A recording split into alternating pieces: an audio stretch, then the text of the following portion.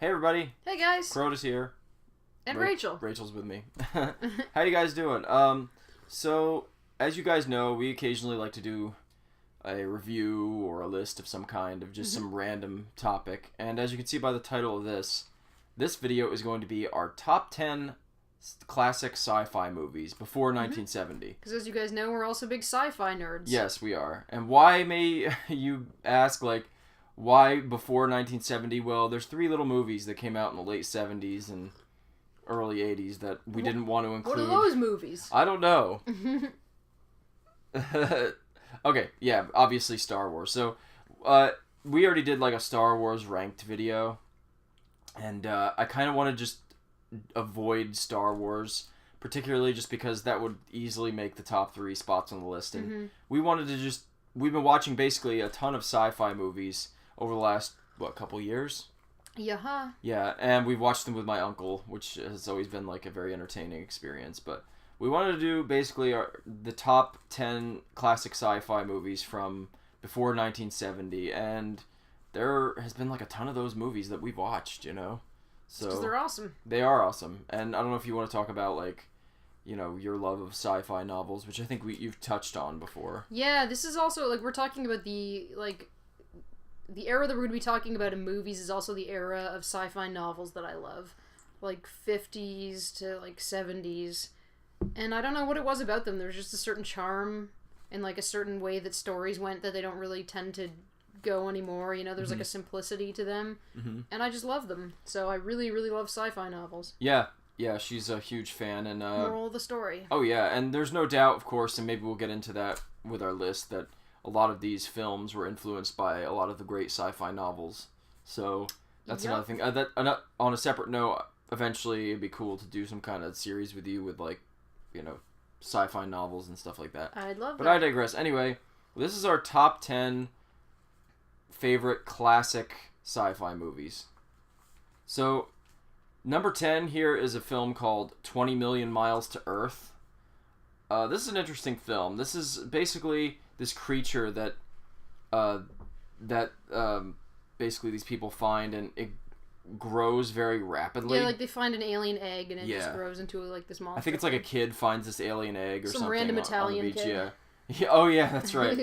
Yeah, now I'm remembering it because this I guess spaceship thing crash lands in the Mediterranean, and they find this egg, and it hatches into this creature that grows very fast. And you like them. Well, you can explain if you want the sort of. I like it because it questions our idea of what a monster really is. Because who's the monster in that story? The aliens or the humans? You kind of feel bad for the alien because it was just trying to live, And yeah, it's a sort of. They tried to hunt it down and kill it. Giant lizard dinosaur creature, and they immediately put it in a cage, and it gets out, and they're trying to kill it, and it never really hurts anybody. Yeah, it never really hurts anybody, at least from my knowledge. Intentionally, it seems to just be trying to defend itself, and to survive. It's scared. So we really liked that movie. I thought it was a great movie. It was good. I liked the message of the movie. Yeah, it was really nice. So that's number 10. Number 9. It, the Terror from Beyond Space. Shout out to my uncle Frank for this one. He talked this one up, and it's a very, very good movie. So, It, the Terror from Beyond Space. For anyone who's seen the movie Alien, this plot will be a little familiar to you.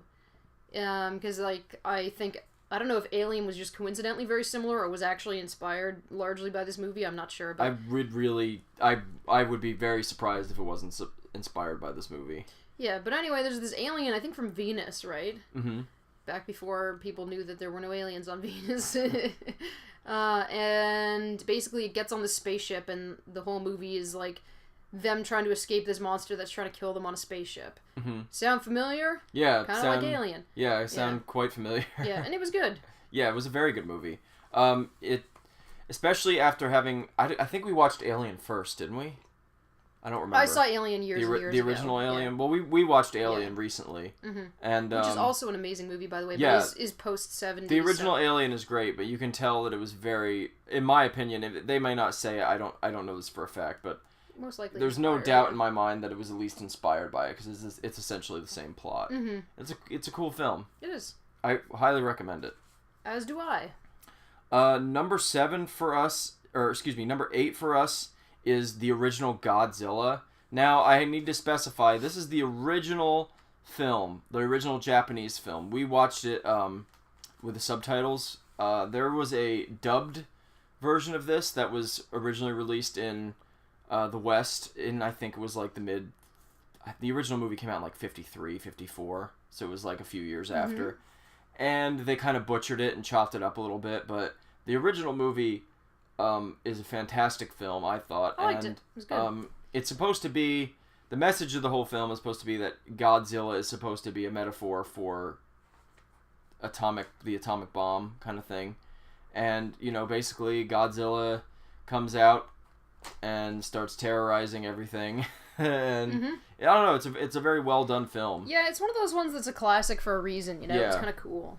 It's a little cheesy, but you come to expect that with movies from that era. Yeah, the message behind it is really good. I felt once I realized afterwards that it was a metaphor for, you know, atomic power. It was really good. It's funny though that in America they stripped that meaning from it when they released it. You know. Yeah, well, that would have been about 10 years after the war, so I could see why. Too fresh. Yeah, so they cut it up and changed it a lot, but the original film is fantastic. I don't think we actually got it in the West until like the late 90s, early 2000s. Holy something crap! Like that. Wow. Yeah, it was way after that we actually got the original version of the film. Wow. But yeah, the original Toho Godzilla takes number 8 on this list. It was a really great and fun film. Yeah. Number 7. We watched this 2 nights ago. And what is it? 2001: A Space Odyssey. What to say about the movie? It is really good. We were trying to look at it as a piece from the time and think about how revolutionary it probably was at the time.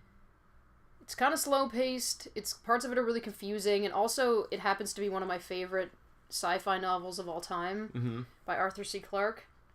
And I just love that book, so I feel like there's some bias there. You know, I like it more because of that. Yeah, if you were trying to separate it, I was trying the film from the book. Yeah, I kind of love the story because of that. But I mean, the film itself is good. I think it's a cool premise that there's some kind of like highly intelligent alien life form from very far away that comes in and kind of influences human evolution, and then kind of calls to humanity at a certain point, and like calls to it so it can ascend. We can ascend to like our next form.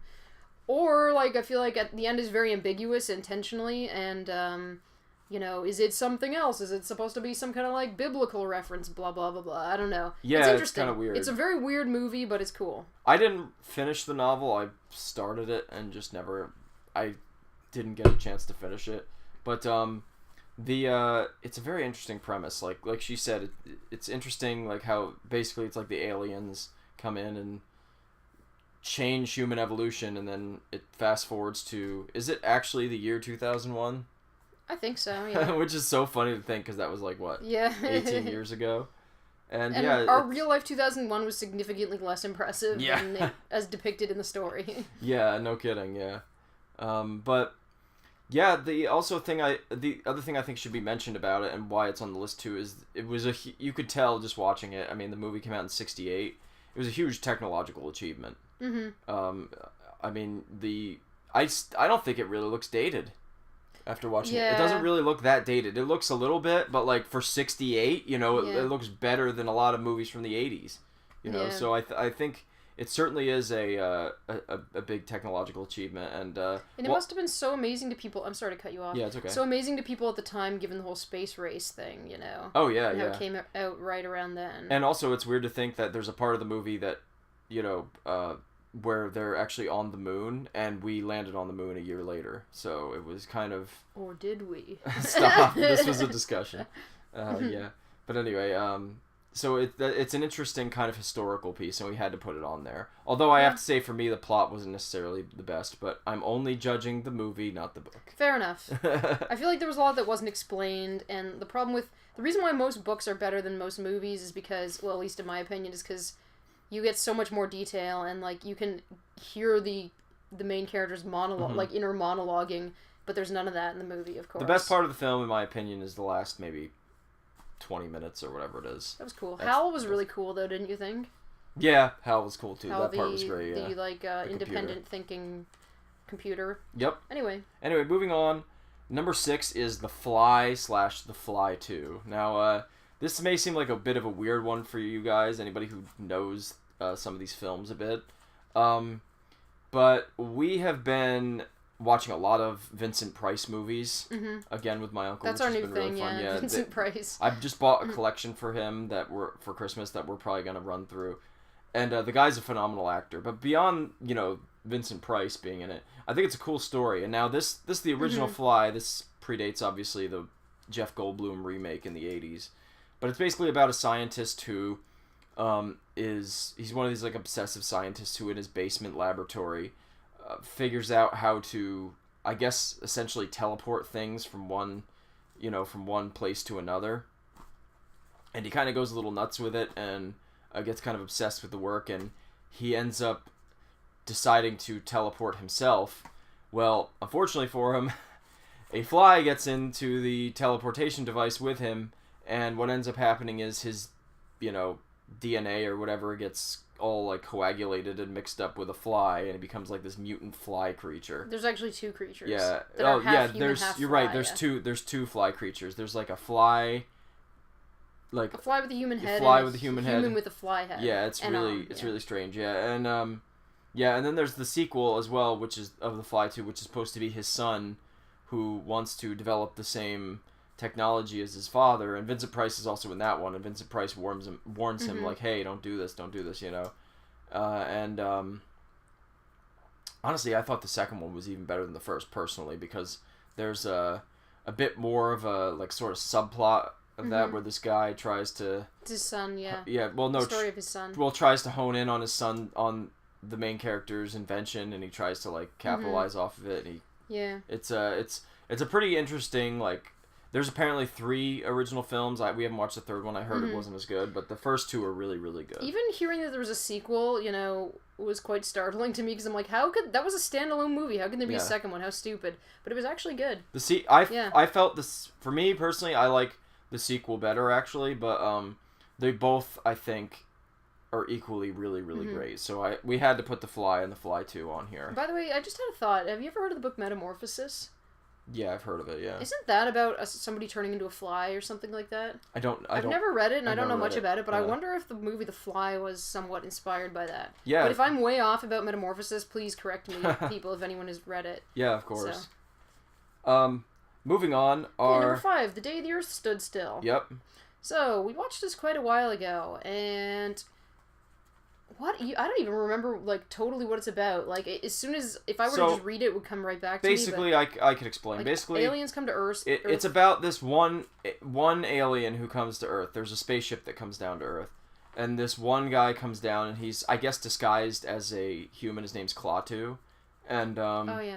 He's basically trying to warn humanity that, there is a sort of, for lack of a better term, Galactic Federation who is or some kind of alliance who's been very, very heavily scrutinizing Earth and watching like every move that humans are making. Yeah. And he's trying to warn everybody about about what humans are doing with like nuclear power and war and stuff, and that basically people have to change their ways or they're going to be considered a threat to humanity, and it's a really, really well done film. I really, really like that one. Yeah, I liked it a lot too. Yeah. I liked that it was challenging, I feel like a lot of movies or stories at the time had this like humanity's so great approach, but I feel like that one definitely did not. It was very critical of humanity, and it kind of like in a different way and to a lesser extent the 20 Million Miles to Earth plot.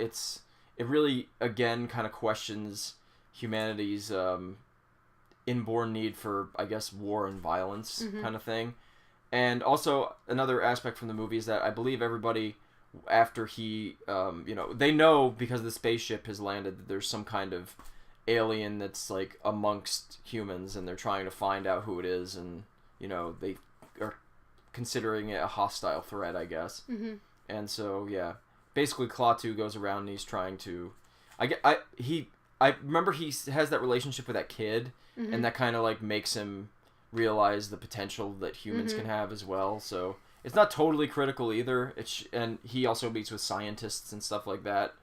And and the scientists are like kind of on board with him and want things to go well and peacefully, but the usual human overreaction kind of makes things more difficult. Yeah, it was a cool movie. It was a great movie, and there was also a very, very shitty remake by starring Keanu Reeves from like the early 2000s. Really? Yeah. Why? Yeah, I watched it once. It wasn't very good. What were they thinking? Yeah. Sometimes they just need to not remake things, Yeah.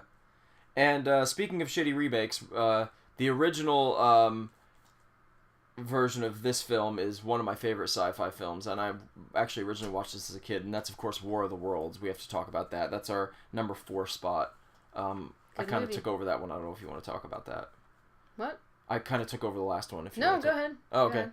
Well, War of the Worlds is basically, I mean, if you don't know, first of all, it is originally based off an H.G. Wells novel, and there was also, of course, the infamous radio broadcast from like the 20s or 30s, where I believe it was in the 30s, and there had been a disclaimer before the radio broadcast about the story, and basically in the story, aliens come in and invade the Earth, and it's pretty basic. Apparently, originally, what happened was when they had actually aired the, I guess, radio play, whatever it was called back in the day, people were actually thought that there was an alien invasion. There were people who were like killing themselves and trying to hide, Jesus. and yeah, it was like a big deal. Yeah, that's quite a piece of history there. But the original film came out in 1950. I'll have it here, and it's a great movie. I really love it. Basically, like I said, aliens come down from a meteor. Actually, a meteor crash lands to Earth, and it ends up being a spaceship. And aliens come and they want to colonize the Earth, and they're destroying everything. And the military gets involved, and they can't, fight the aliens. And I won't spoil the ending, but there's a twist, and which is a little dorky. Yeah, the most unexpected thing. Well, actually, I thought the most unexpected thing ends up being the aliens' demise, but then kind of get like religious at the end. Yeah, which was of that little movie, which dorky. was a little lame. Yeah, I don't know if that was because of the. I don't know because of the time. Maybe the movie. I don't think the book is that way. I'm not sure. Did you finish the book? I didn't finish it. Okay, no, yeah. I read only the beginning. Yeah, it was a good movie. My only complaint about it is that the plot was like a little, commonplace. It's like, a bunch of aliens who want to kill humans. But we had to still put it as number 4 because it's such a classic. It is and a really good it's a movie, really too. really great movie. And there's of course that iconic scene where they're in the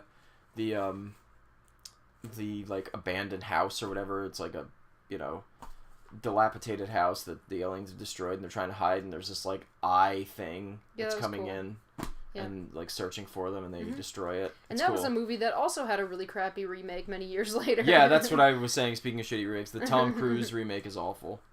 Sorry for those of you who like it, but it's awful. Steven might like it because he loves Tom Cruise, but yeah. who knows? Anyway. Sorry, Steven. Number 3. Number 3, The Time Machine. Yep. Another H.G. Wells. Yeah, I was gonna say also based on a novel. Yeah. Yeah. Everyone always talks about how like there's no good movies anymore, and there were so many great ideas back then. But most of those ideas for movies were stolen from books. Yeah. But anyway, Sure. that aside. Yeah. Yeah, it's a good movie about a man who builds a time machine essentially, and he goes into the far future. And he discovers that humanity kind of like is in a dark place, and then he helps get them out of it. Yeah. In a nutshell. Yep. And I believe, if memory serves, well, yeah, there's sort of a message again about, and you can tell it was sort of a sign of the times as well. It was. Because there was a big theme, with like Godzilla and, Day the Earth Stood Still and some of these films, is that there was a really big, emphasis on like, I think obviously after, if you know your history, after the atomic bomb was dropped, a lot of people realized like, whoa, we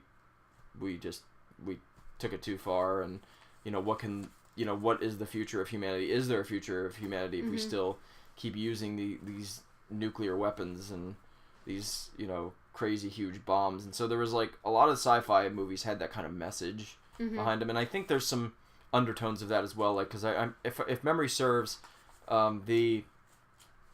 believe part of the reason humanity, because it's weird, they actually fast forward to the 60s, which would have only been 10 years or so later from when the film was originally made, and there's just like devastation from, again, a nuclear holocaust sort of thing. Again, there's undertones of of humanity destroying themselves and having to start back up again, So there's that message in the film as well. But it's a great movie. It was really well done. It is, yeah. And it's one of the rare 50s movies that's in color. Yeah.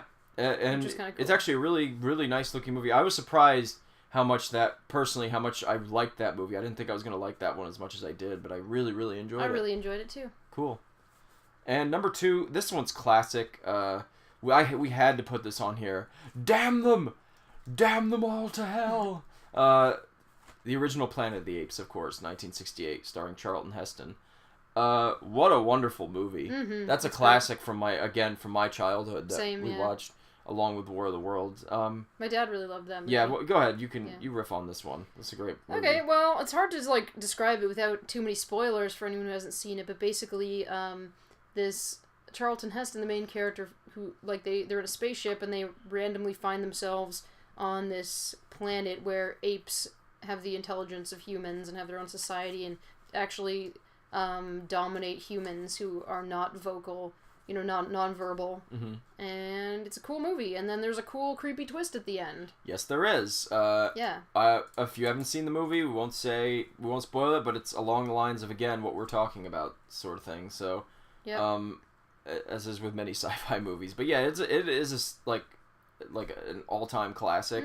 There's a reason it's been remade, and there was 4 sequels. I forgot about those remakes. 4 original sequels. There was the remake by Tim Burton in the early 2000s, which was not very good.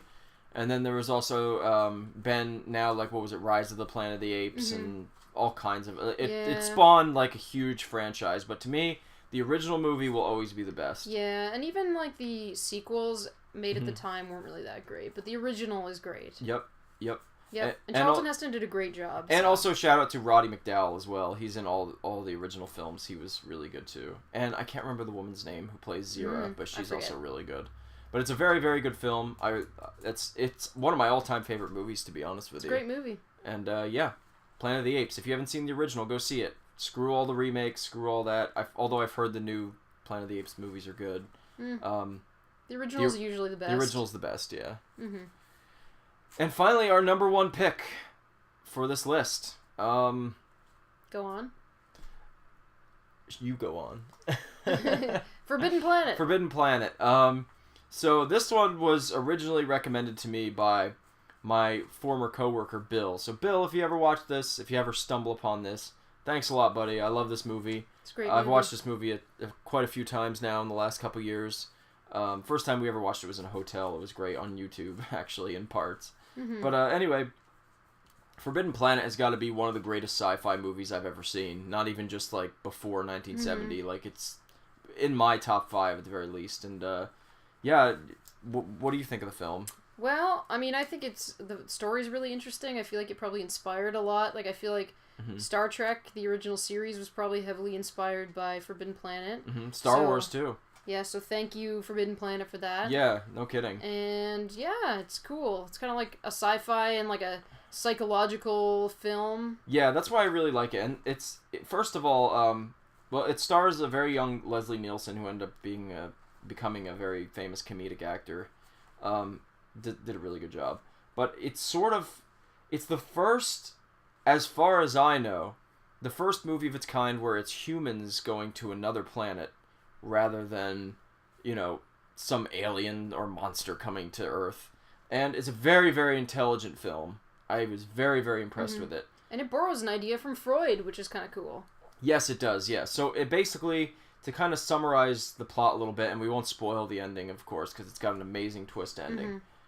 But humans land on this planet, and I think they're also, again, part of a federation. Sound familiar?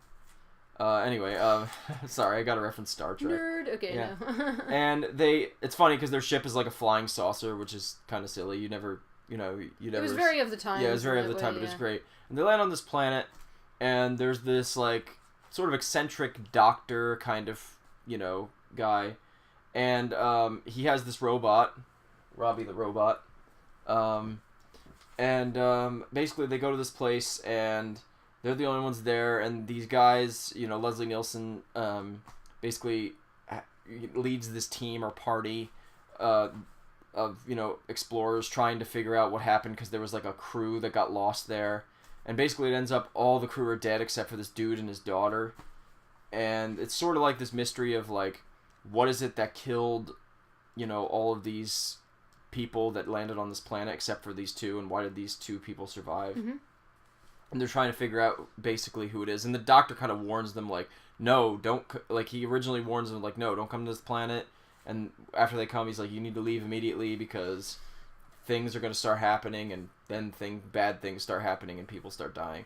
And then there's this huge twist at the end, but there's also the scene where there's this basically this huge underground like machine, or how would you describe it, you know, sort of Death Star-esque like underground, like almost like it's this huge like machine that's like miles and miles and miles long, and it was basically developed by this ancient race that originally inhabited the planet that died off because of this mysterious, you know, we'll call it a force that kills them.